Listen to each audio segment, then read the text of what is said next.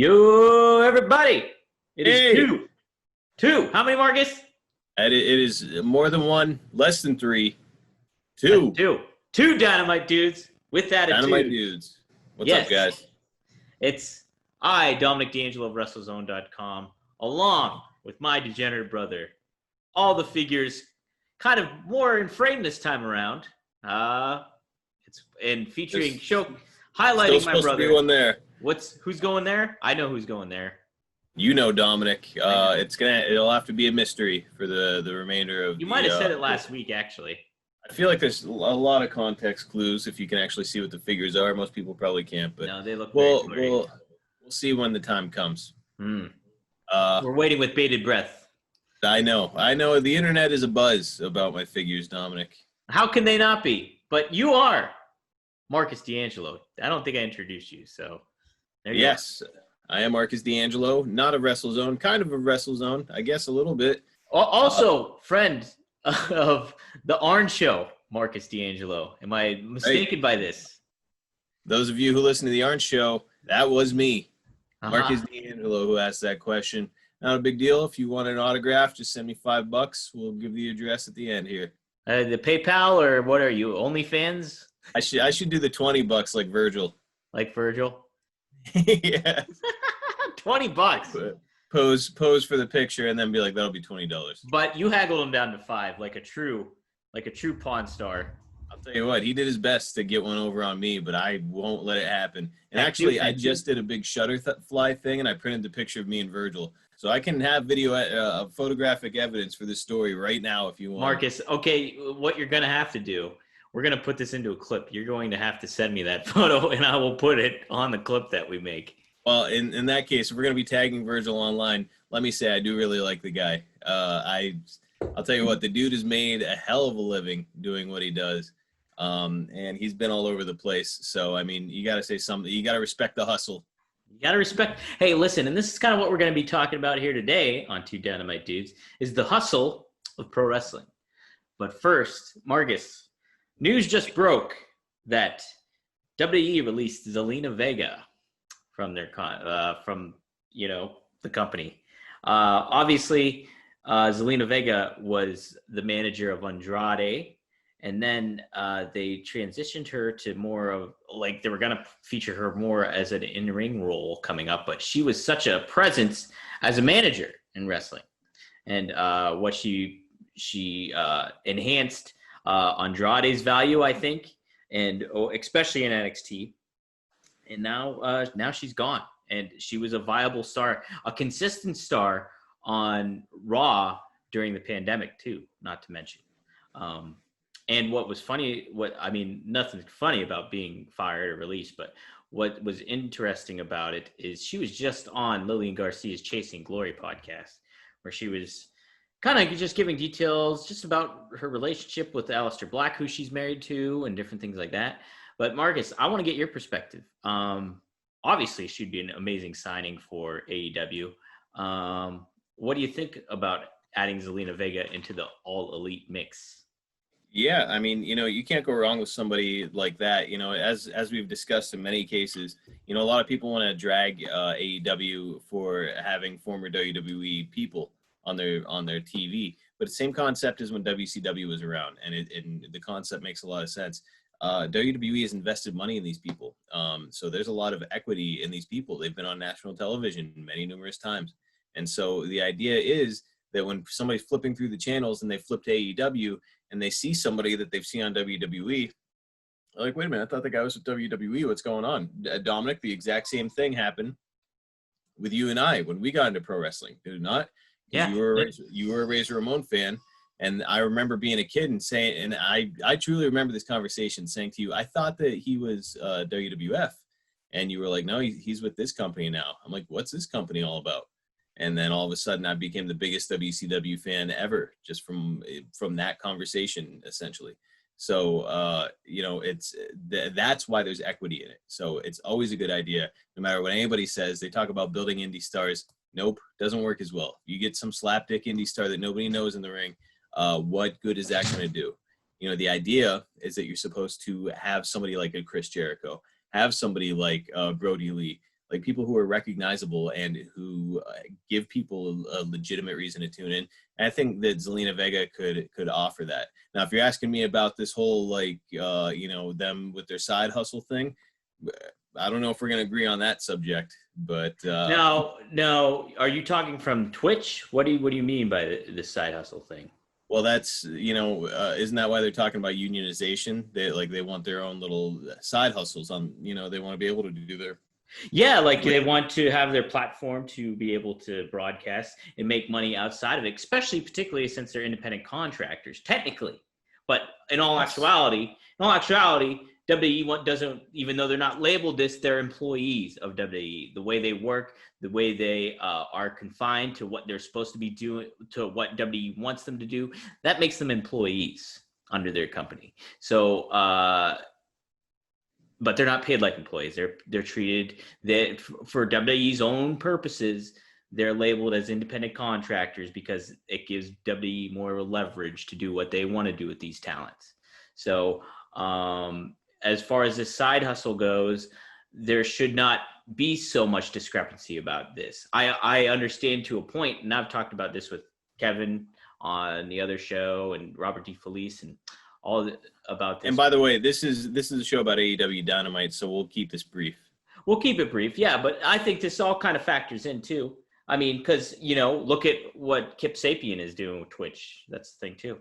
So, but all that stuff, they should have the right and the freedom to do that stuff. And I understand from the perspective of you don't want your talent saying certain things about your brand or your company when they're representing you on their Twitch channel or revealing stuff. I get that. But there should not be confined to like having to pay or having WWE get their chunk of the money of what they're doing on their own creative aspect of things and doing their own creative thing. WWE shouldn't be like making this be included in their downside guarantee or anything like that. So, well, in my humble opinion, Dom, again, this conversation of the equity that is now in people as a result of what WWE has invested in them. WWE has invested this money to get these people in a position where people are even interested in the first place in seeing what they have to say or do on Twitch. It's a direct result of their ties to WWE, who, by the way, this is not the 90s anymore when somebody's making $75,000 a year. Like, these guys are making a ton of money from WWE, whether it be figures, merch, just general pay, all of it. They're making way more money than the people that came before them. So I mean, when you go to the WWE, you're in the show. Like, it's you've made it. You're at the top of your profession theoretically. So with that being the case, why would you throw that away so that you can have a side hustle? Make all the money that you can with WWE while you can, and when you are inevitably cut loose, because Vince, he treats them all like old toys, right? Once the batteries are done, he throws them away and grabs a new toy. When Vince inevitably does that to you, that's when you turn to Twitch and you get your $40,000 a month side hustle. I get that to a point, but also when it comes to that, wrestlers and talents like that are creative people. And if you're not getting your creative outlet from working under this company and you're locked into a contract where you're making appearances on Main Event and you're doing just stupid, dumb shit that you're not getting to do as a wrestler. When these talents grew up watching wrestling and seeing wrestling, that they were seeing talents mostly who were themselves up to a level of 11. Now they're not getting that opportunity. So WWE and WWE, to their own selfish purposes, again, treat them as independent contractors. They are not independent contractors. They're employees. They're treated like employees. So to adhere to such contracts like that is stupid. And it's also hurting the goodwill of WWE from an employer to employee perspective. You're not treating your employees well in the manner that they would like. So ultimately, that's going to come back and bite you. And in this case, it's kind of did with Zelina, as maybe they released her, but she's a valuable talent, and now she probably has to adhere to a no-compete clause for 90 days. But I mean, well, look, the other thing, Dom, is that you can't. I've met people like Vince McMahon before. Obviously, I've never met Vince McMahon, but I've met people who are leaders who are like Vince McMahon. alpha In that, males. exactly, people like that. And the thing is that those people tend to respect you more when you speak your mind. Maybe she did. Did you not? I bet she did, Marcus. Dom, she talked about unionizing, and and that's what got her fired. It was 20 minutes after she had a post about unionizing. But Marcus, I'm not going to say I don't think her tweet was in correlation with her getting fired either. I don't think she tweeted that and they're like, okay, she's gone. The timing is a little weird. Timing's weird, but I bet she knew she was getting fired when she made that tweet. That's what I'm saying. Okay. Well, in any case, what I was going to say is, if you are giving creative that you don't care for, or you're only on main event and you're jerking the curtain on Raw or whatever's going on, like, go to Vince McMahon, but go with an idea. Say, hey, look, I've been thinking about this. Here's the idea that I have for me. I think that a lot of these people, based on what I've been hearing, obviously I'm not there, so I can't really say for sure, but based on the things I've been hearing, everybody's just satisfied that they've made it to WWE. They're like, I'm already at the peak of my profession. I'm just going to do what I'm told to do, and that's that. And I don't think that you get anything done when you do anything like that, or you're just happy to collect a paycheck. Like, to me, I'd say, okay, hey, look, Vince, you're giving me $700,000 a year. How about you use me like this? Here's an idea that I came up with while I was in the bathtub. Like, Marcus, but we know Vince too, and we've heard stories about Vince. Vince wants this idea to be treated like it was his own idea. Like, there'll be so many times where, like, a wrestler will pitch something to him and Vince will be like, oh, that's a good idea, write it down. Bret Hart just mentioned this in his book, how he wrote something down about, like, an idea that Bret had, and then later on he thought he came up with it. Vince came up with it, and so Bret was like, all right, whatever, But as long as the end result's the same. That happens a lot. But also, what also happens a lot is you'll hear from talents, like if you listen to Jon Moxley's interviews after he left WWE, he would be doing what you're saying to Vince. And, like, Vince would just be like, no, this is great. This is good shit and all this stuff. And, like, we saw what happened to Dean Ambrose at that time before he left, where he would get inoculated and all that bullshit, stupid, dumbass mustard squirt and all that junk. So, it's a different time. Vince is at a different age, and he's got a lot of filters and a lot of yes men and lives in his own bubble. And you can see that is evident by how he handled the pandemic that he's passed. Before his feet were put to the fire about the pandemic, he was all careless and lackadaisical about it. So, I mean, all this kind of comes into play with the treatment of the employees and how it just all goes down. So I'm certain, like, that, and I heard a report or something that Zelina was going to make her final plea to Vince about keeping their Twitch. It might have been Zelina or Paige. I can't remember which one, maybe even both, but they both, are adamant about wanting their Twitch. Zelina went to OnlyFans to try to cultivate a following there. And, we see what happened this evening. So, well, Tony Khan has made it clear that he does not care if his people are on Twitch. So if that's the case, then, I think that could truly be something that sets AEW apart. Speaking of AEW, let's get into it, man. Let's get into it. So I did want to start with that because I thought it was newsworthy, and heck, she's a free agent. She's going to be a hot free agent. So why not, touch upon that Absolutely. As breaking news. But so what I was talking about with the hustle aspect of pro wrestling. So I really like Dynamite. I don't know, you'll give your Meltzer rating at the end of the show, but I thought this episode of Dynamite was very good. And, I thought it delivered. But Tony Khan made a tweet beforehand that got a lot of eyebrows raised and got a lot of wrestling Twitter so bitching in a lot of ways. So this is what he wrote. Tonight, we have a great lineup for AEW Dynamite, live on TNT at 8 p.m. Eastern Standard, 7 p.m. Central. For the rest of 2020, AEW will keep delivering great matches on Wednesday nights, and there are massive surprises ahead. Please join us on TNT tonight. The balance of power in wrestling will shift tonight. So, we saw what happened on Dynamite. I wouldn't necessarily say from a literal perspective we saw the power shift, but I thought it was a good show. We did get surprises. Marcus, you take exception to Tony Khan's tweet there. Not necessarily. I mean, this is like that's some old school wrestling stuff, isn't it? Where you kind of you make it out to be more than what it actually could truly deliver. Now, obviously, you do that enough, and people are going to say, "I'm not interested in tuning in anymore." Right. So it obviously is bad business, but he had some weird out where he was like, "No, I just meant like the direction we're headed in," or whatever stupid but shit he said. Honestly, to that tweet, he kind of says that in that tweet itself. Like, yeah. He says, for the rest of 2020, AEW will keep delivering great matches on Wednesday nights. Plus, there are massive surprises ahead.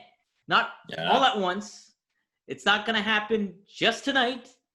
Now, I will say that we didn't see the power shift, but it's almost like, the strands are thrown out there already, where we're going to get some of that stuff. Like and even from even a kayfabe perspective, we got the power shift, so to speak, happening. We'll talk about this. Kenny Omega had to take a flight to go somewhere. Where is he going on a flight? Who's he talking to on the phone? All this stuff. So from a kayfabe perspective, and the thing is like, and I went on Twitter and I got in a healthy debate with a bunch of people on Twitter about this, was that like WWE has false advertised matches week in and week out, falsely promoted segments that never happened on Raw. Like, this has been a constant thing during this time where Vince would rip the script up an hour beforehand and just throw something at the wall that he wants. So, but Tony Khan here makes this statement or tweet and gets lambasted for it in regards to a business that was birthed off of carnival grounds. So I'm with you too, that this cannot be an ongoing thing where you promise stuff and then maybe you necessarily underdeliver or something. But I think in the context of right now, it's kind of still all right, but it's ultimately the fans' choice of what they want to do. So if you want to keep tuning in and watching, you're going to do that. If you take exception to what Tony Khan tweeted, then don't watch if you're that upset about it. But, man, it's pro wrestling. And it kind of got me grinning because I kind of like that aspect of, hey, that's the promoter's work. It is. And yeah, like I said, I don't really see a problem with it. Let's not do it every week or anything, but I'm sure it gave him a little jump in the ratings, and hopefully it brought enough people in and made them want to stay. But to be honest, I thought this was one of the worst episodes of Dynamite I've ever seen. Wow. Seriously? Yeah. Wow. Okay, well, I guess let's get into it. We'll start. My biggest talking point here was the return of Pac. What'd you think of that, at least? I love that Pac is back, and even better, is him feuding with Kingston. I think that's great. From a storyline type of standpoint, though, it's I thought they really had something with Pac, as far as like, he's been isolated this whole time, and he was like going a little bit crazy. So I was like, oh, that's cool. Like that's a cool heel storyline. Like, that's a cool idea. Yeah, no, we were talking about that last week. Yeah. And so I was excited to see him come back and be an antagonist, but he's going after one of the bigger heels in the company now, in Eddie Kingston. I think they're positioning him to be a babyface. It seems as though they're positioning him to make a real run. And again, you're kind of making Eddie Kingston the fodder here for returning Pac. Pac is clearly going to go over in the first match, and now Eddie Kingston has lost to in the AEW Championship, and now he's lost to Pac. And also, it got a little bit weird at the end. I even had to add this to my notes, where he said Eddie made a very, very big mistake. That was like part of like his thing. He was like, "You made a very, very big mistake, Eddie," as he's like getting ready. And it's like, what did he do? Like, I'll tell you what he did. What did he do to Pac? What did he do to the Death Triangle? Oh, he broke up the Death Triangle? Yeah. Like, look, he's putting the brothers at odds. I gotcha. Okay. Well, that makes a little bit more sense. Yeah. But yeah, I don't know. I think they sort of dropped the ball where like that was such a cool vignette of him like going crazy in isolation. That I'm a little bit disappointed to see him come back as a babyface. Well, I mean, yeah, I mean, like he's angled as a babyface right now, and if that's I and as we discussed before, like I like to see clear cut babyface and clear cut heels. So I mean, if that's the lane they're going with, I'd like them to stick with it. But if you kind of look at some of the other elements that they've had on the show, from the Young Bucks to Kenny, maybe, and even Cody in some ways too during his matches, maybe that's not necessarily the lane that Pac will ultimately be sticking in. Maybe he will go heel and get the Death Triangle back together and then go after somebody that's, more on the babyface side of things, like a Mox or a Cody or somebody like that. But what was I going to go with though? Again, though, that brings me back to my original point, which is don't feud baby faces and baby faces. Don't feud. Well, Mark, I think that's going to be. I want to discuss this a little bit more with a different person, but like I think that's might be a problem here with AEW, that we maybe have to just kind of grin and bear it right now if that's the product that they're pitching. I guess, or they can start thinking logically with exactly, but I don't know if that's with the way the mindset is and what I've been seeing from. What's the pay-per-view that just happened? Why am I drawing a blank here? Full Gear. From Full Gear to this week. There's a lot of those things that make me question what's exactly their agenda is, or their idea is, of baby faces and heels. It is very easy to satisfy fans, and that's you put a hot baby face with a hot heel, you make them both look unstoppable, and then finally it crescendos when they finally meet in the ring. That's it. And to your point about Eddie, I don't think this is going to harm him either way, even if he's on the losing side of this feud, because he's a heel, Marcus. He is a heel, clear cut. He made sure that he's a heel. Like, fans wanted to cheer him when he came out to the ring on Wednesday, and he shot that right in the ass and was just like, I know my name. You don't cheer for me.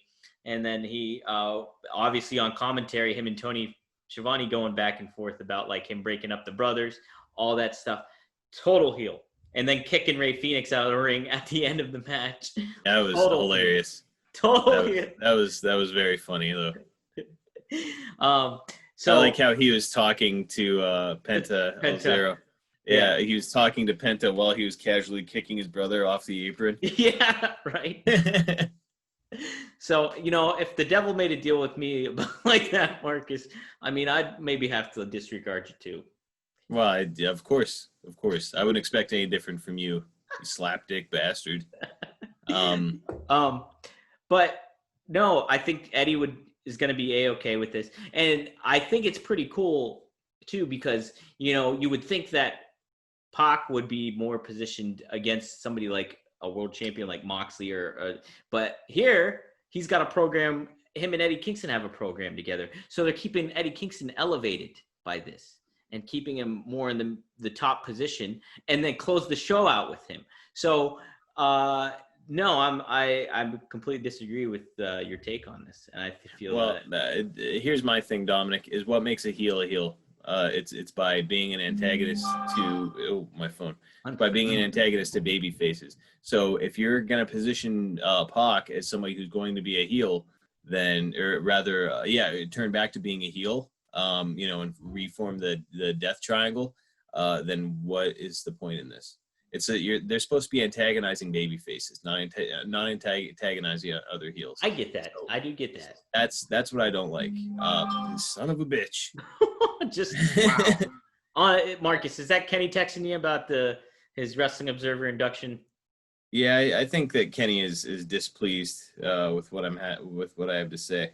Oh, wow. Okay. Well, did you want to talk about him next, or we got some other notes here?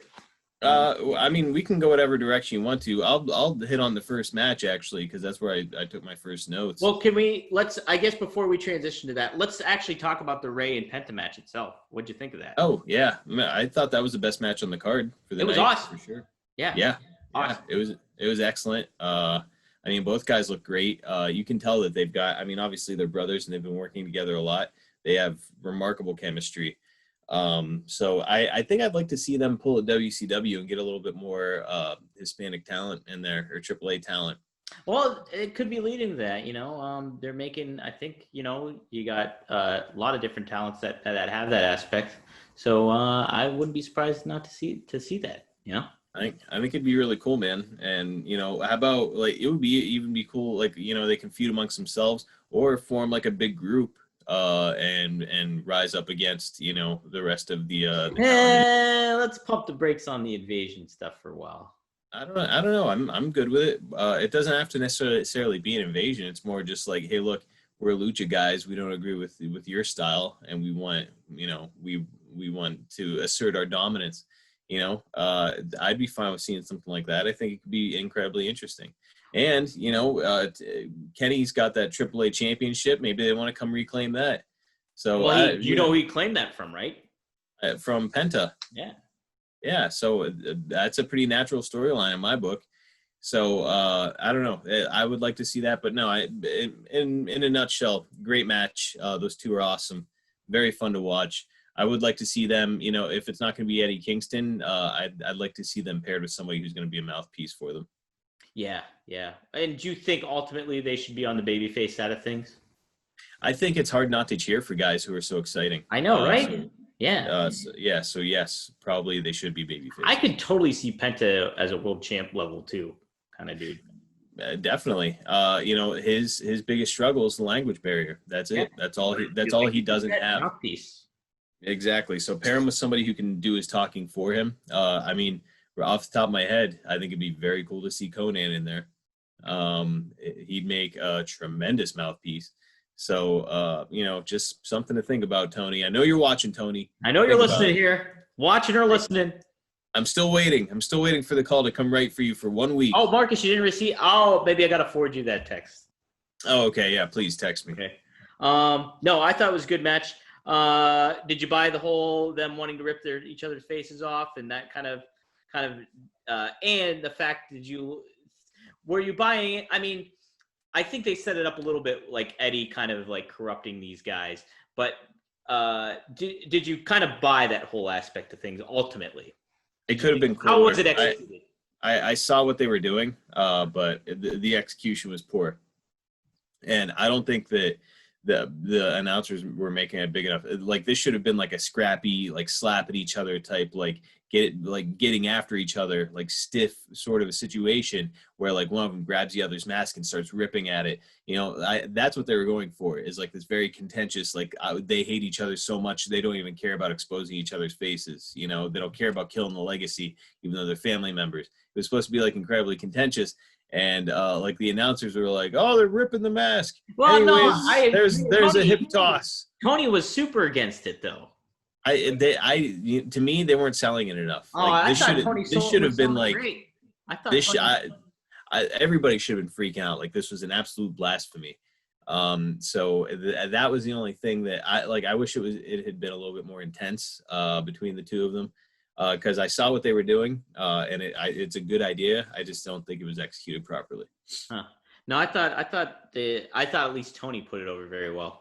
The fact, like, hey, come on, this is your doing, Eddie. This is your doing. Like, this is all your fault. Okay. You wanted to talk the opener? Yeah, that was just off the top of my head. Is Brian Cage and Matt Sydal. Mm-hmm. I was excited about the matches that were coming out because I was like, all right, two guys that are like awesome performers and stuff. And they did a good job, but it did come off more like a dance routine than an actual wrestling match. It all just seemed like very rehearsed. You can tell that these guys were talking before the show started quite a bit. So it all seemed very rehearsed. But then the finish was holy shit. Yeah, cool. when he caught him for the finish, I was like, well, that redeemed it, because that was crazy.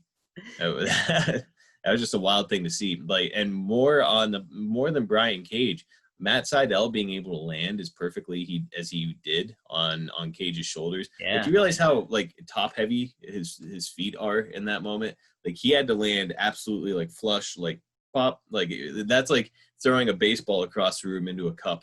Yeah. You know, like he had to land perfectly, and he did. Yeah, it was impressive, man. And, you know, I did like to, I mean, I know Matt Sydal has lost to Eddie Kingston and now Brian Cage, but Taz put him over at the beginning of the match too, you know, and I thought that was a nice touch to do that too. I mean, because you're going to beat somebody, you want to make sure they're credible and that they're worth beating. And yeah, and you know, let's see Sydal start going over, or like, you know, if let's get him in a group, like let's do something to help get Sydal over, because I like him and I think he's great. You know, like let's put him in a position to succeed. You know, I'd love to, again, let's get a cruiserweight division. You know, let's get Sydal in there. Let's get Penta and Phoenix in there. You know, let's start naming talent. Let's bring him in. You know, and start to feature these guys more prominently. Yeah, I mean, there's definitely an opening for that stuff. Okay, yeah, let's get your thoughts on the whole Kenny Omega segment and the transition, the very weird transition, the whole week transition from almost being a heel to Saturday to being a babyface to this Wednesday kind of being heelish again. What did you think about Kenny and his trajectory these past 7 days? I don't know. Like, I don't know what to think. And that's not a good thing. You know, like I feel like they feel like they're creating an air of mystery, and to me, they're just being annoying. Kenny should have a very clear cut direction that he's headed in, right?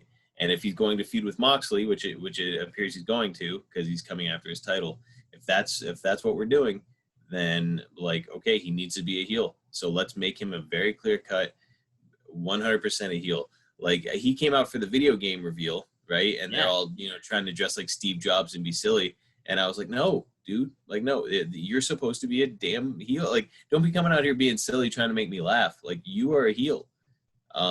So that was annoying to me. And I'm just picturing like, that would be like a Hollywood Hogan, like, you know, they're like, and here's what the NWO is doing this Christmas, and he's at like a Toys for Tots thing. You know, and it's like, well, I kind of like Hogan now. He's Hogan claws, dude. Yeah, right. So like, it just doesn't make any sense. So that's one of the things that's a big sticking point with me in the product right now, where I think that they're just dropping the ball when it comes to like, let's be very clear cut with things. That's all. That's what wrestling fans want. Yeah, it really is. And you know, they're not being clear cut with Kenny, which in turn makes them not being clear cut with Hangman Page, which also you tie in the Young Bucks to that too. It's like, you know, they're kind of the Young Bucks are now more on a babyface trajectory than what they were before Full Gear. But at this point too, it's just like that. Well, Alex Marvez is still terrified of them, right? So well, he accepted their apology though, I guess. Yeah, well, you know, you only kicked me in the fucking face, but sure, no problem. Sure, you know what? Not a big deal. You were just a little hot at that point, so you took out your physical aggression on me. Now that you got what you wanted, a man who just probably had his prostate checked like right a year ago or something. Now that you got what you wanted, like a couple spoiled kids with the tag team championships, I guess you're gonna be nice. So thank you for that. So no, I don't know, man. That stuff, it's like the product is not unwatchable yet, but that kind of stuff, if it continues, will make it unwatchable. Marcus, and the thing is, right now, I'm feeling that might not be a thing that changes. It's like we're gonna get a lot of these gray areas of like back and forth. Okay, he's kind of acting bad right now, but now he's kind of acting good. Like, I think we're gonna that might be something we're stuck with. Yeah, well, you know that I'm a listener of the Jim Cornette podcast, and like hearing him talk about how like Tony Khan is just like a fan with money, it makes me nervous for the company at times, because I'm just like, man, like if this guy is in control of everything and basically he just points and people move in that direction. It's like, I don't think he knows what the hell he's doing sometimes. And it's like sometimes the matches come off great, sometimes they are dog shit. It's just weird. It's like it can be very inconsistent sometimes. Yep. And it's just like, when you're subject to watching WWE week in and week out and knowing how their product is being handled, you don't want to see that anymore. You want to see consistent, storytelling, consistent personas and characters week in and week out that you can rely on or that you can continuously hate. And, it's with your top stars like Hangman, like the Young Bucks, like Kenny, you're not necessarily getting that all the time. At least when Cody does it, he does it in his matches to help get a babyface over. And then back after the match is said and done with, he's back to Cody. It's right. It's not like that transition of like, okay, you can buy being in the heat of the moment of being a heel. Like, when you're competitive and you want to do stuff to win, or you have full blown confidence in yourself, you might act a little heelish in a match or something like that. But once you get outside of it, you have your moral code that you follow and your moral compass that you go by. You're not going to be kicking people or giving you're not going to be delivering crossroads to like Alex Marvez or anything like that. Well, let me say, Dom, so I don't know if this is just modern wrestling or what, but both products at times make like 2010, 2011 TNA look like fucking gold. So like, yeah, I don't know. Fortune. Dude, Fortune was a horrific angle. There were a lot of bad ones. The band, when they I forgot about the band. Woof. So yeah, it's, they've got to tighten things up. Cause like I said, I like AEW. I think it's the best pro wrestling out there right now, but that doesn't mean that we can excuse all of its faults. No, you really can't. And I think it's fair to be critical of it. Like when stuff needs to be tightened up, it's got to be tightened up. I mean, just being a viewer of it since how's it long has it been? Almost 20 years now of pro wrestling and stuff like that. And then just furthering my education through other outlets of sources and stuff like that. I feel like my opinion is somewhat viable in certain ways. Sure, there's certain things that, I think about like that I tend to like that maybe I'm not as educated on as somebody like that's, somebody that's been in the business for how many years, and obviously I'm not a wrestler, so I don't know that side of things. So, but I mean, I think you want that criticism. If you're a promotion, you want that criticism and you want that feedback, whether it's in your favor or not, so. Yeah. Well, I hope that Tony Khan starts getting a little bit of help because I think he does have some good ideas, but man, some of them, like he needs to be reined in on. I constantly just look towards JR and like how JR reacts to things and how, what he does. I think JR is on really the top of his game. And you know what? JR, he's gotten criticized, I think, pretty unfairly in a lot of ways. People really jump on him in regards to, what he says during matches or like how he comes off as like, oh, he didn't read up on that or he doesn't know that or he's too bitter and old and stuff like that. But when you really look at what JR does and how he handles stars, he puts them over. He obviously is great at just what he does naturally with cadence and everything like that. But he makes certain points to get things across that will help that star get over. Or he's critical of certain aspects of the product that he might, like judgment calls from a kayfabe persona or anything like that. He'll call that stuff out. And Tony Schiavone does that too. He joins in with them to do that. And so it's like you want those voices of reason going with you because that's what the fans are thinking. And the commentators are the channel for the fans to speak their minds. They're the voice of reason. So it's like you want that. And I think JR has been at the top of his game for at least the past few weeks. And if not, well, let me say, JR, he'll like he's always like, well, why do that? You don't finish a match by doing that. I've never seen anybody get pinned after somebody does like a suicide dive outside the ring. In the meantime, like literally every single time somebody does it, Excalibur is like, "Tope suicida." It's like I want a super cut of all the times he said Tope Suicida, and just over and over and over. Like I bet I've heard him say that 800 times in the past year. Yeah, no, it's a lot. Or there'll It be is. times, It's getting hard to listen to and way too ridiculous. and well, I mean, there'll be times too where like somebody will do like a head scissors or something that you're so familiar with, but Excalibur call it something else, and you're like, what? Right? It's like, dude, Or we JR get will be like, well, we just called that we just called that it. a power bomb or that's something. That's a wrist lock. Yeah, yeah. Yeah. Let me say, this is actually a pretty good transition. So during the match with the Butcher and the Blade, who are they facing again? Bunkhouse match, the Natural Nightmare. Yes, the Bunkhouse match. I felt like this is like the perfect example of like what exactly is wrong with the announce crew. I'm way low on Excalibur right now, let me say. Oh, jeez. Because I actually wrote down the line. JR was like, well, the Butcher is a powerful and dangerous man. And the next thing Excalibur says, he's like, make sure you scan your QR code so you can get some merch on the website. It's like JR is like putting over this talent. and Excalibur is just like selling shit. Yeah. Like, oh my God. That is the kind of, it's small details like that just like it can make or break your product. And yeah, I don't know, man. Excalibur, I'm sorry to say it, he comes off as a fucking mark very, very often. Like it was during the match with Kingston and Moxley, he was like, I was in a car with Eddie Kingston and you know, with Luthez coming from Philadelphia all the way to Detroit. It's like, is there a fucking point to the story, or do you just want to let us know that you did that? Like, nobody. What are you trying to prove?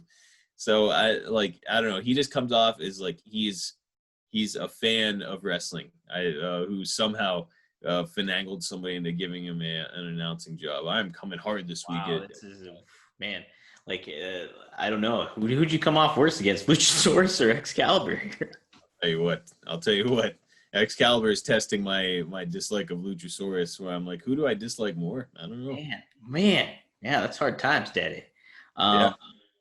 Well, I mean, as far as the Bunkhouse match went, what'd you think of that? I liked it for what it was. I liked Dustin just dressed up kind of very old school. Those fucking boots were badass. And it was just a straight out brawl. Some of the stuff executed could have been maybe worked a little bit, but ultimately, I kind of liked the match. I did not like seeing the Butcher and Blade lose, but I thought it was a moment to get QT Marshall over and that kind of aspect. So what did you think of the whole Bunkhouse thing there, Mark?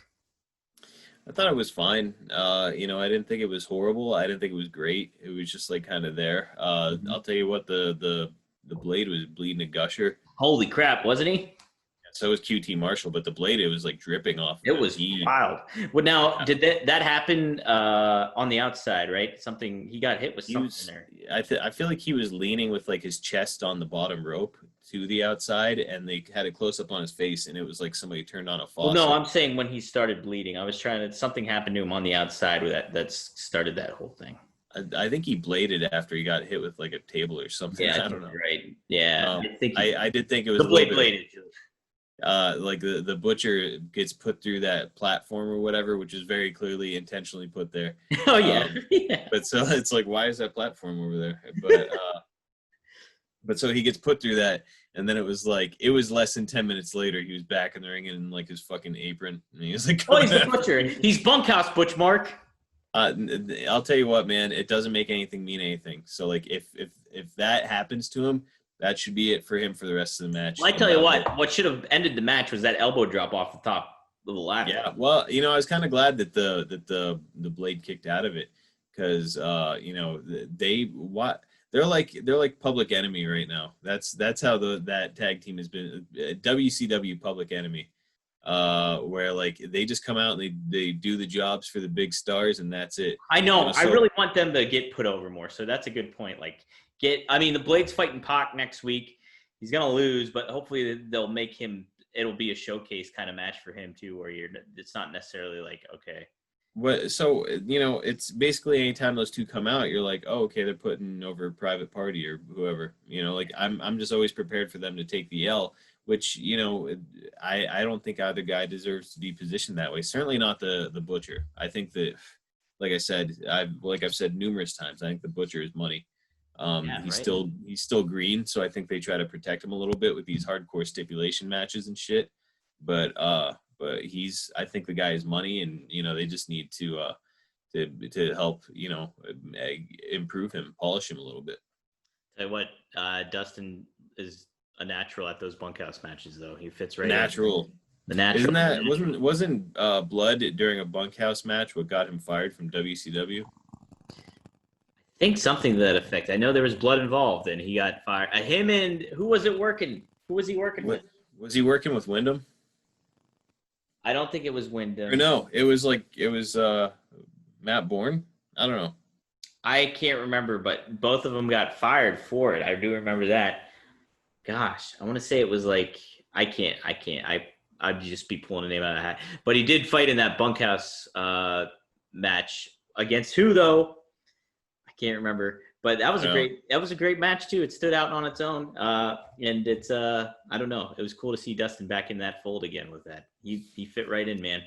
Yeah, I mean, like I said, I thought it was fine. Didn't think it was anything great. Excalibur buried it a little bit with his stupid QR code comment, but hey, it's fine.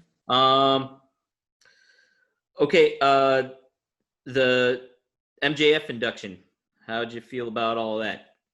Again, it was okay. I've gotten so used, or I was getting so used to some money segments between Jericho and MJF that I sort of like raised the expectation in my mind. It does seem like they might be doing a turn for Sammy Guevara, which I think could be interesting. Yeah. If they're going to turn him babyface and get him out of the inner circle, I think that could be pretty cool. The inner circle is getting a little crowded, so NWO circa where you're splitting them up red and black there, red and white. Yeah, well, I'm more thinking around the time they started running out of ideas, so they're like putting VK Wall Street in the NWO. So they need to lighten that up a little bit. And yeah, it was okay. It wasn't as good as their usual segment. And again, Dom, there's a reason why I'm rating this one of the worst Dynamite episodes I've seen. But Marcus, I have not gotten to the point. We have not gotten to that point where it's viable for that grade for you yet. Is there something particular that really stands out that makes it so bad? Why, yes, there is. Why? Okay. Well, let's hear it. I think one of probably the worst segment in AEW history thus far, in my opinion, was young lady whose name I'm forgetting coming out during Cody's promo. Oh, Jade. Wow. Okay, you're putting him on the spot. She just got signed too. Jade. Okay. Well, keep talking. Because I know how she got signed after that segment is a mystery beyond anything I've ever experienced. And she was out there acting. Her acting chops are about as good as a middle-aged lady in community theater. That was rough. And so also it's like Cody's coming out, and it's like Cody's just like talking, doing like his usual Cody promo, and then it's like just this girl is just like security, fuck it, right past him, getting into the ring behind Cody, and we're all just everybody's like, what's the deal with this chick? And then so she's doing terrible job acting. She's flexing for no reason, just to show that she is muscular. She had some abs. Holy smokes. Dude, big arms, great abs. Like I said, female Lex Luger. She looks awesome. But never give her a live mic ever again, because that sucked. So she came out looking great, talking terrible. And it's like, okay, first of all, why do you hate Cody?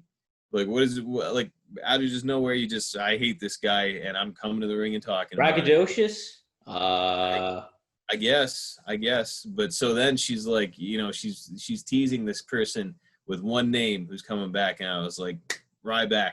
Ryback is joining the company. Ryback? You want Ryback?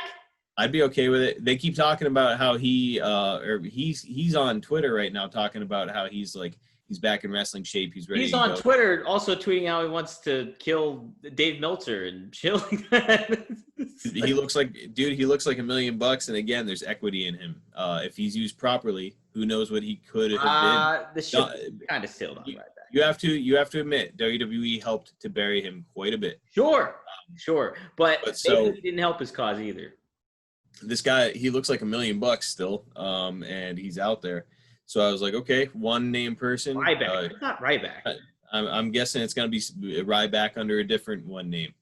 But then she's like, "That's right, Shaq," and I'm just like, "So Shaq hates Cody Rhodes? Like what? Just out of nowhere, like shit." Yeah, I thought they were friends. Has Shaq been watching the program? He's like, "Damn it, Shaq, he hates Cody." Like that's all I could. Maybe Charles Barkley got into his ear. He's like, "Man, you don't want to fuck that Cody Rhodes, man." Oh, it's Shacky, baby. So to me, Dominic, the segment start to finish was unbelievably hard to watch, like pointless. And it's like, okay, just say that Shaq wants to wrestle Cody. Like, how about that? Like, Shaq, clearly Shaq is coming into the company. That's a big part of what they're trying to do right now. It's like, there's a better way to do this. You don't need this muscle-bound Lex Luger lady coming out here pretending Marcus, to be. You're not thinking, though, of how you're going to book Shaq in the match. If you're going to have Shaq in a match, Shaq is not going to handle a one-on-one match. He's going to need a partner. So Okay, well, here's the other point, Dom, is that Shaq is a celebrity, a beloved celebrity, right? So he's naturally going to come in as a babyface in the company. And it's like, let's put him against Cody Rhodes, the biggest babyface in the company. There's an idea. Or, why not put him against the Murder Hawk monster? How about that? that'd be kind of cool. It would be way better. Yeah. The segment, I will say, was kind of weird.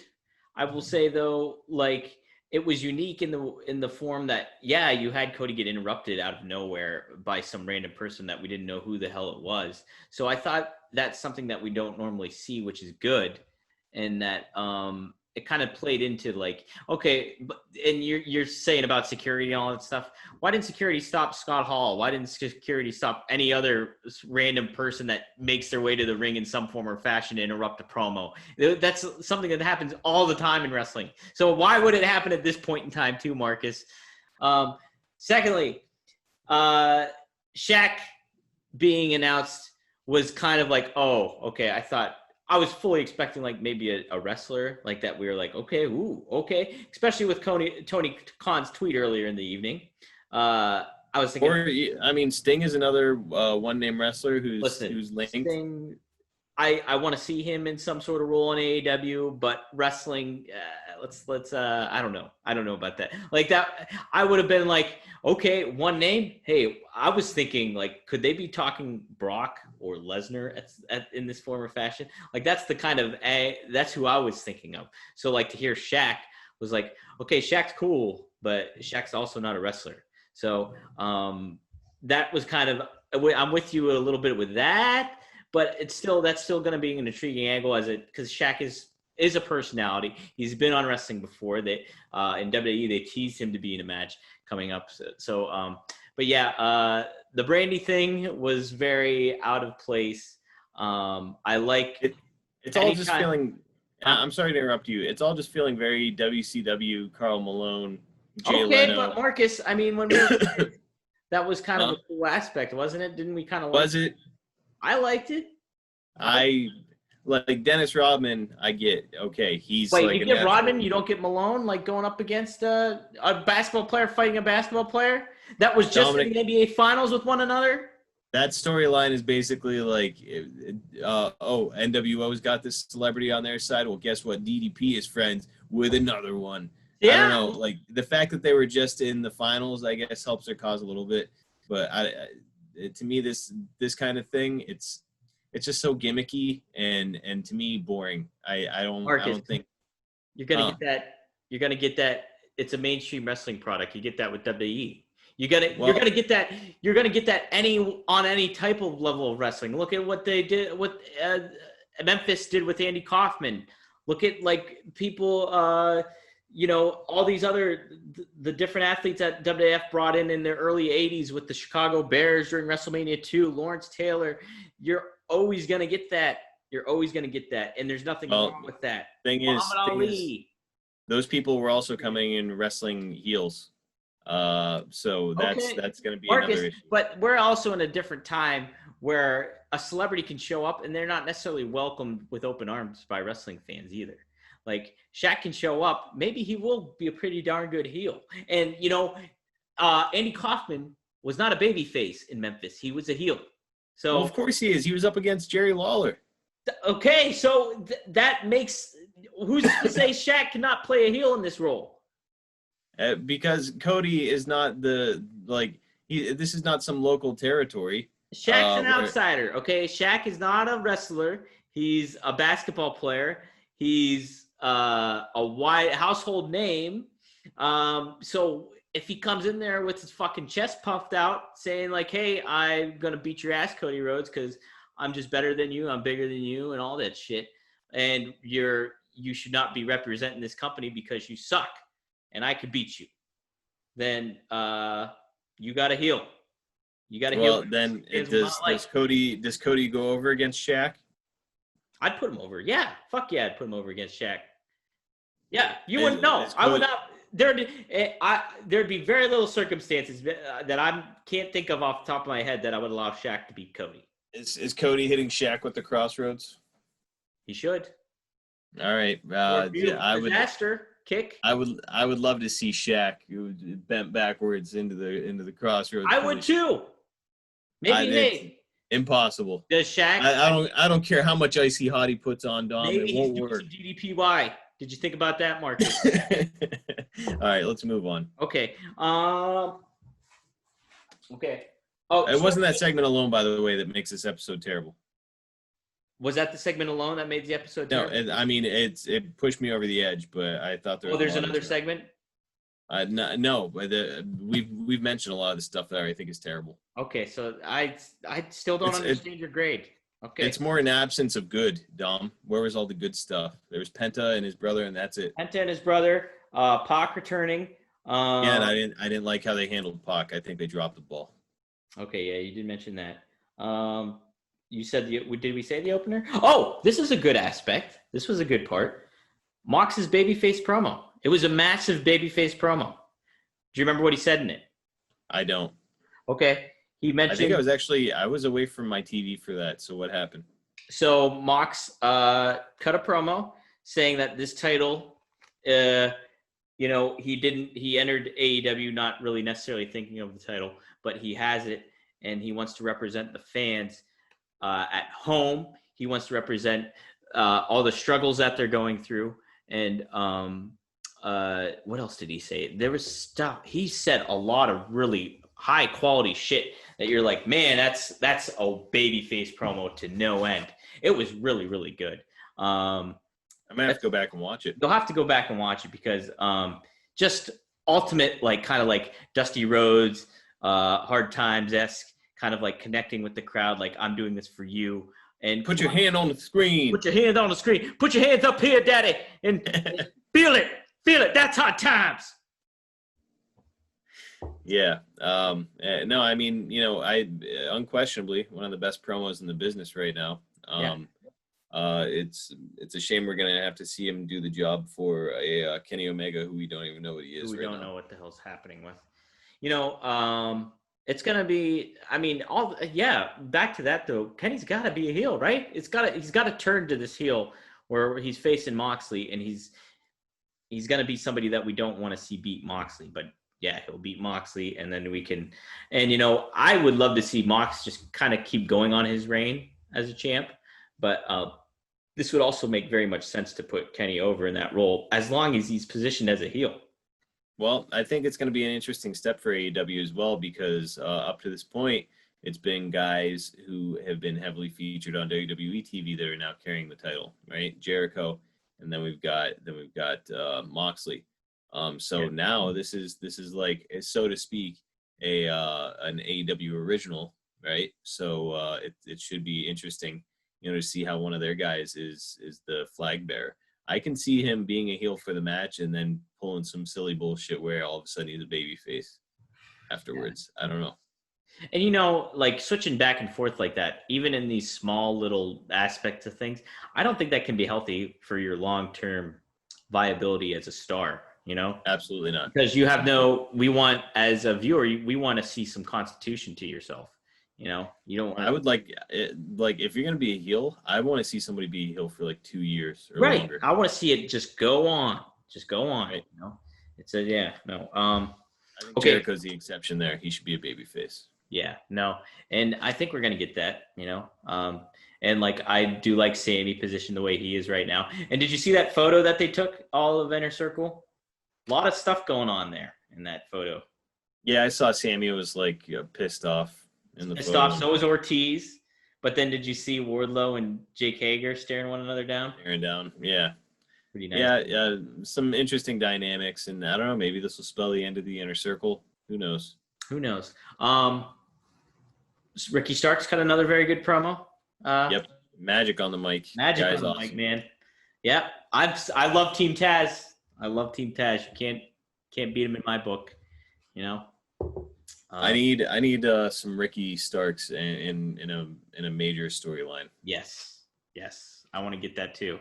I think him and Darby, like we've said before, complement one each other so well. But I think that's a feud that you can go out of and come back into just on a off and on basis and make it credible as all get out. I hope so. Yeah. Scorpio Sky versus Sean Spears. This was good. Good match. It was good. Yeah. Even JR, back to JR's point, he really put those two over and said that we need to see them more on television like this. And, I can't agree more because it's like, they're both stars. They both kind of, especially Scorpio Sky, I feel like, he's so smooth in the ring. He's got that babyface attitude that you can really get behind, and great move set. I made note of the Bret Hart attire he was wearing too that night. So always big. Yeah, Scorpio Sky is like razor sharp in the ring. Like his stuff looks legit, and he's just very smooth, very fluid.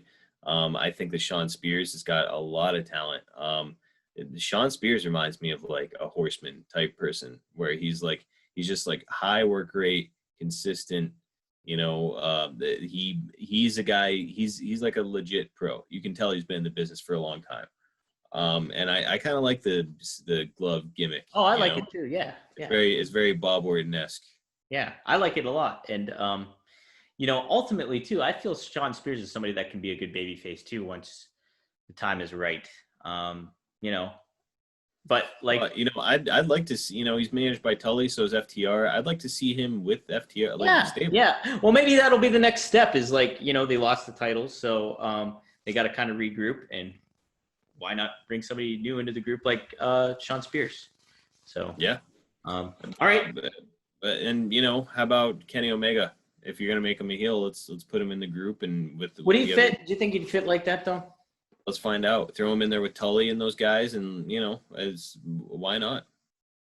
Yeah, I will say that little moment, the charismatic Ric Flair of the group.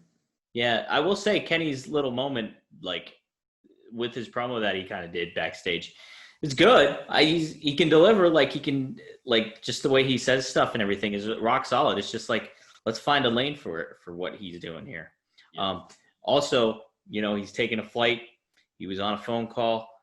We saw Don Callis last week, or at help me out here, at Full Gear. Geez, why am I losing that? I don't know. But like, and New Japan, former New Japan announcer, we're getting some hints about stuff like that. And plus Tony Khan's tweet, again, factoring all that in, and the power shifting.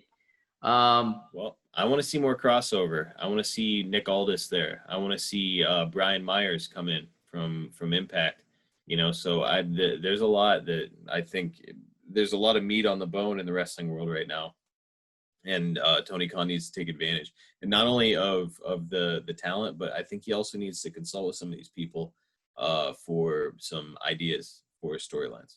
I think he seems to be open for the idea of the relationship with New Japan.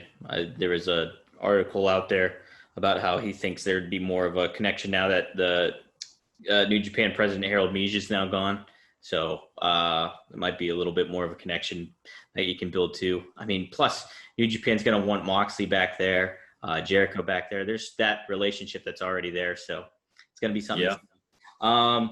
All right, Ty Conte, Red versus Red Velvet, short women's match. I like both talents.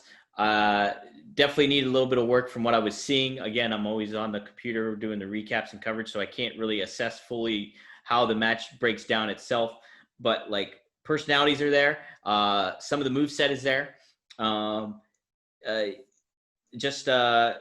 You want to see them get a little bit more time on the air as personalities and stuff like that to get these talents over. Maybe there'll be time for that here soon enough, but it's like each week in, week out, you're kind of seeing the pattern of like this one women's match, and then that's kind of it. So, yeah. Any further comments on that?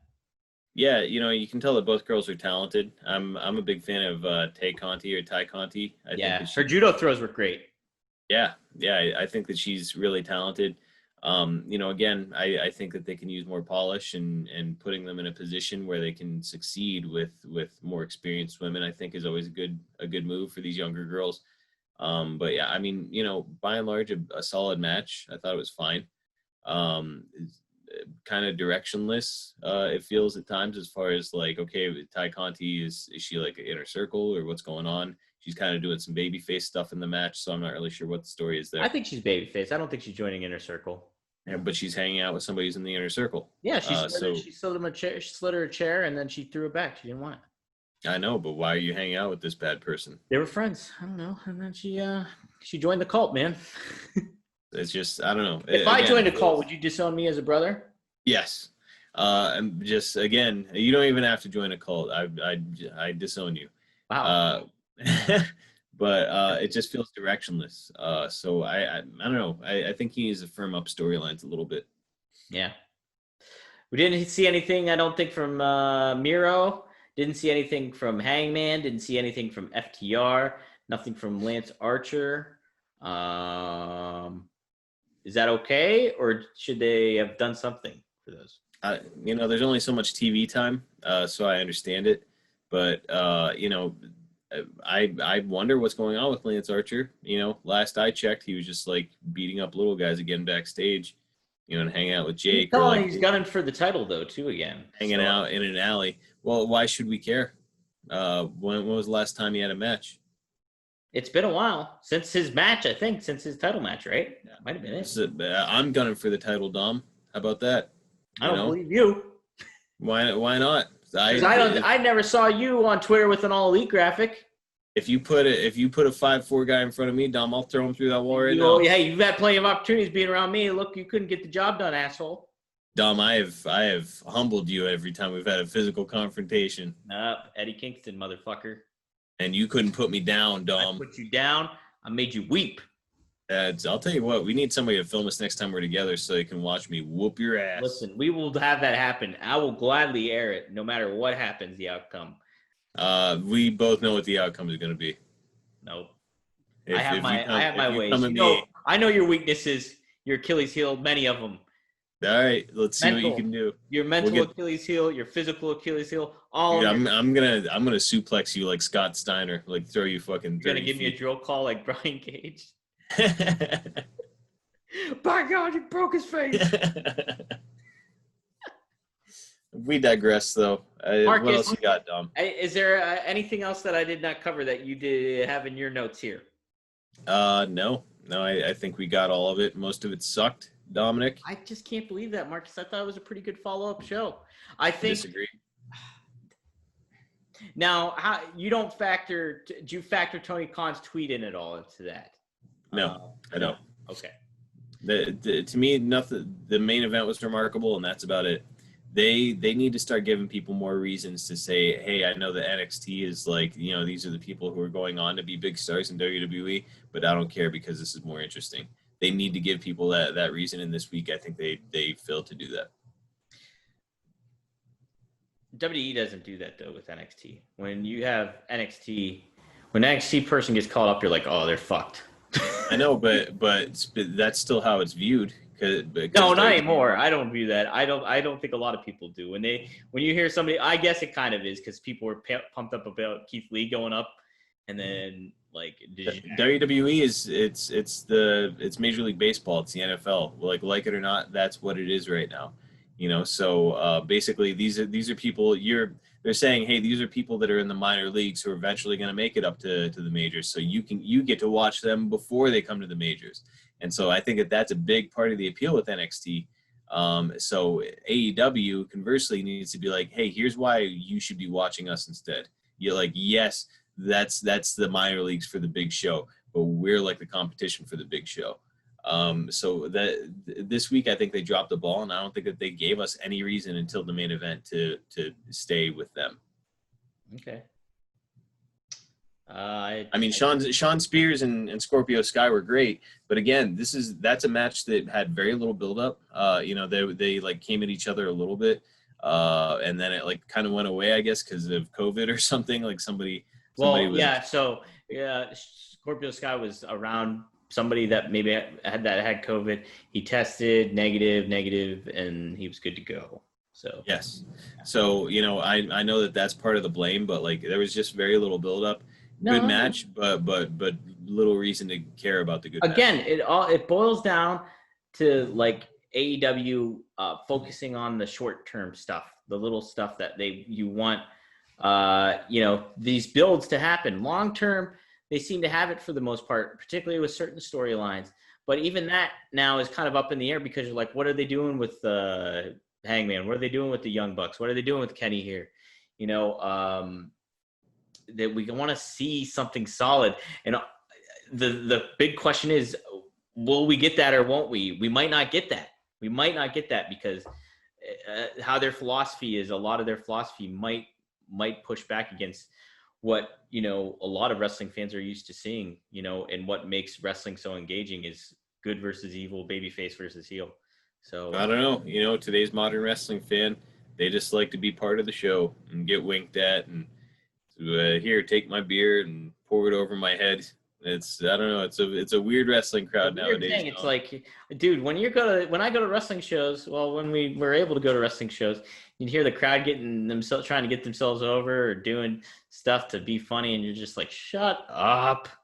Shut up. Oh, dude, if I have to hear people going, oh, as like somebody's coming off the ropes one more time, I will throw a brick through my TV. Oh, it's like, look, you guys are not part of the show. Shut the fuck up and just watch it. Okay, Mark. Well, you're a harsh critic this week. Not a whole lot to change, I suppose. You really you blew Kevin's hair back on the Full Gear Post show. Right off his head. Right off his head. So what's the rating here? What's your Marcus's Meltzer rating? I believe that this is the lowest rating I will have ever given, Dom. This week I'm giving it 2.4. This is 2.4 out of 10. That is really low. You're breaking your meter here, I think. Dom, like I said, the main event was the best segment. Up until then, they gave us very little reason to care about the program. Is Shaq is coming? Oh, is Shaq going to be there? Now, you know what? Let me flash back to 94 so I give a shit. And now, you know what? They didn't necessarily confirm it was the Shaq we're all thinking about. So, how many other Shaqs are out there, Dom? Shaq's on TNT. I don't know. Might be Shaquille Barrett. Or Shaq Dawson or Lawson. Isn't there one of them? Yeah. Dom, it's, like, it doesn't mean it. Like, Shaq is still Shaq. He's still a celebrity. But, like, it's not 10 years ago, it would have made a little bit more sense. Right. And also, him just hating Cody Rhodes for no reason, I can't get past. Well, let that thing develop a little bit. All right, yeah, let's see what Shaq has to say when he comes out, and they give Shaquille O'Neal a live mic on live television in front of a crowd. Let's see how Shaq does. Hey, I wouldn't necessarily write him off. He's a personality. I feel comfortable writing him off. But yeah, so a 2.4, Dom. Okay, well, Marcus, who's your MVP of this 2.4 Dynamite? Somebody who wasn't on the show, Dom. He's my MVP because he was recently signed by AEW, and I think this guy has got a world of potential, and that's Max Caster. He is forming a tag team. I can't recall the name of the tag team. Oh, very good. It's with another guy who is from Creative Pro Wrestling, which is Brian Myers' wrestling school. Marcus, now I got to stop you here. you're giving an MVP to somebody who wasn't even on the show, who they didn't even mention. I'm happy for this guy, and he's been on the show before. Okay, so wait till he gets on the show and give him the opportunity to show something. I have a hard time. I guess if I'm choosing somebody on the show, probably Penta. Fucking major wrestling figure bias is coming into play here. No, Dom, this guy's a star. 100% a star. He's going to be great.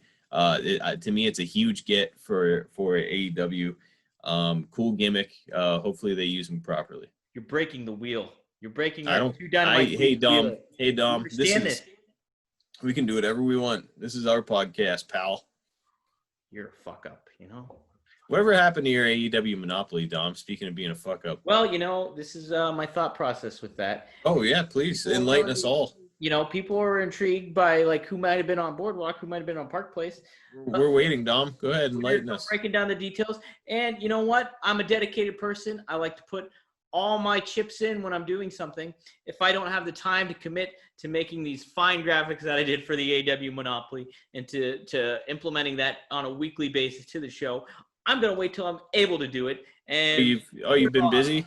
What's changed about your schedule? Why have you been so busy? Well, Marcus, I'm a man with 2 jobs. I do plenty of interviews. That was the case before, so wondering what changed about your schedule. Well, you know, I'm a man that likes to take on some challenges, and sometimes those challenges, maybe, you know, you don't always win them. Look at Cody Rhodes. He doesn't win his open challenges all the time. All right, I was looking for some specifics, so what specifically has been keeping you from doing this stuff? A lot of different things, Marcus. A lot of interviews, a lot of work outside. You know, work outside going on. Like gardening. Pandemic going on here, Marcus. I'm an essential worker. I don't know if you know that, but you know, in many ways, okay, wrestling hasn't stopped.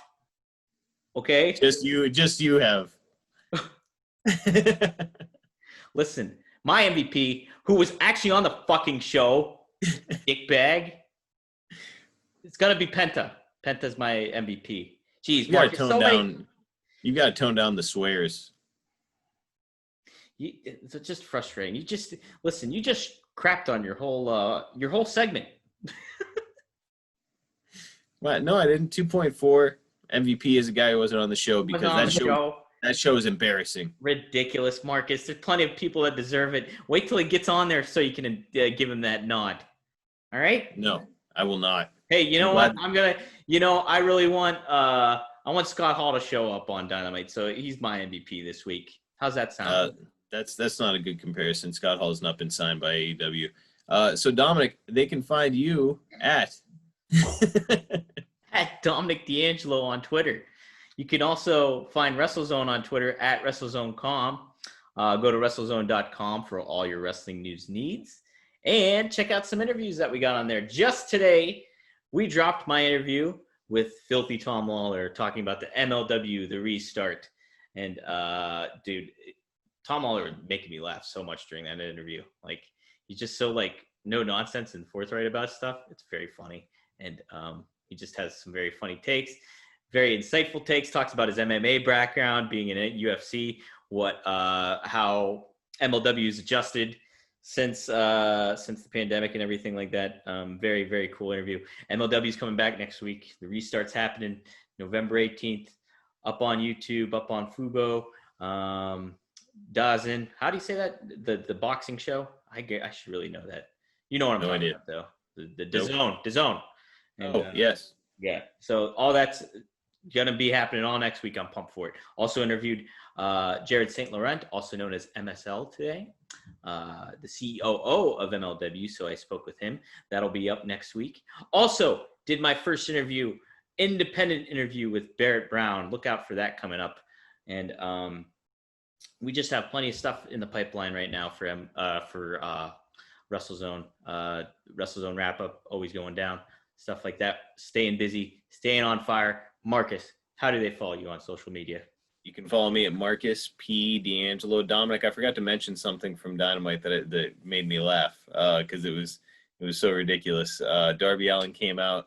He was wearing like a jacket with the thumbtacks on the outside of it. Yes. And all I could think of was Beetlejuice when they were holding him, and like he turns himself into like a bunch of pokies and like pokes there. Darby Allin is out there wearing his stupid jacket. And I was like, oh my God, he's got face paint on. He's got a pokey jacket. He's like Beetlejuice right now. Beetlejuice. Hey, Beetlejuice ain't a bad gimmick, though, to have for wrestling. What do you say? Maybe not in 1989. But I don't know. I guess it would suck having somebody wearing thumbtacks come and run at you while you're in the corner. Marcus, that wouldn't feel good. I don't think. Would you want to try that? I mean, it would probably suck. How much would it take for you to do that? Give me $50. I'd let somebody do it. Would you really? $50? I'd say I got back team. Say I put a jacket on here. I go to your house. You're up against a shed or some fucking back porch there. And you just, hey, sit up there, Marcus. I'm coming at you. Yep. I have back teen upstairs. I'll be okay. Back teen? Mm-hmm. You come at me with your stupid jacket. It'll hurt for 2 seconds. Or will it hurt longer, especially once you get a shower? It's like getting a shot. You'll be fine. Marcus, you're full of some weird takes this week. I tell you what. I am a little punchy, I will admit. I'm sure you guys have seen me yawning. You've been I don't know. It's been a very long week at work, so sorry if this. So that's your excuse, I see. Well, Dom, I have legitimate excuses as well. I do have a child. That's a major thing that's changed in my life. You said you were fucking gardening or something. You said gardening. You've been spending time I do outside. have a plant in my house. I did. Let me say, I brought a plant from the outside into my Oh well. Yeah. Kind of gardening. I can see why that would occupy most. I have my responsibilities too. That my beings I have to take care of. Cat. Oh, so I had a baby. You had a plant. So I have a plant. Marcus, we can't go without saying happy birthday, 57th birthday, Vinny Testaverde, greatest quarterback of all time. Marcus, I know you've been watching Vinny clips this whole day, along with me too, vicariously. Vinny is to the NFL what that muscly Lex Luger girl is to AEW Dominic. Just forgettable. Anyways, it was great having everybody tune in. We appreciate that. Can't end it like that. We didn't talk about the AEW game. Are you excited for that stuff, at least? You mean the board game that you're never going to finish? No, AEW ass wipe. Oh. The fucking AEW games. Yeah, I like Monopoly. I just hope you finish it. No, I'm talking. Yes, I am excited. The one is supposed to be like a No Mercy type game, so that's cool. They announced the guy that had his hand with the No Mercy gonna be part of that too.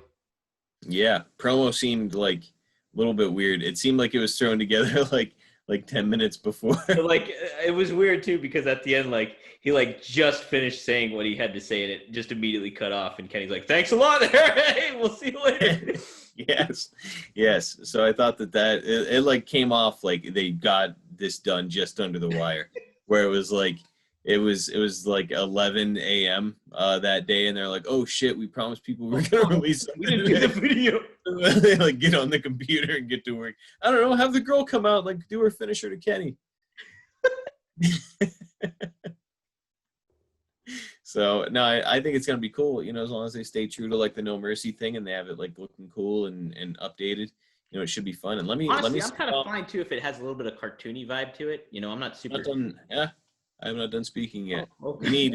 We need a moderator. Put your finger up, okay? We need a moderator to come out during the presidential debate. Excuse me, sir. I am not done speaking. But let me note, Dom, if this is a No Mercy-esque game, then Chris Jericho will have been on all of them, right? Except for World Tour, I guess. Okay, so and the New not true. And the New Japan one. Not true. But Raw 2000, right? WrestleMania 2000, No Mercy, and now AEW. That's some legendary shit right there. That's an accomplishment that should be on his resume too if he's gonna, I would include it on mine. Would you? Yeah. I would. First wrestler you're gonna create on there that's not WWE. That's not AEW. Kevin Nash. Oh, current Kevin Nash? Yeah, I think it would have to be. Kevin Nash if he came to AEW right now. Yeah. Okay, I guess. Which, by the way, I would be very much in on. Where would you put him? I know we're going over here, but where would you put him in the whole dynamic here of Dynamite? The Dynamite dynamic.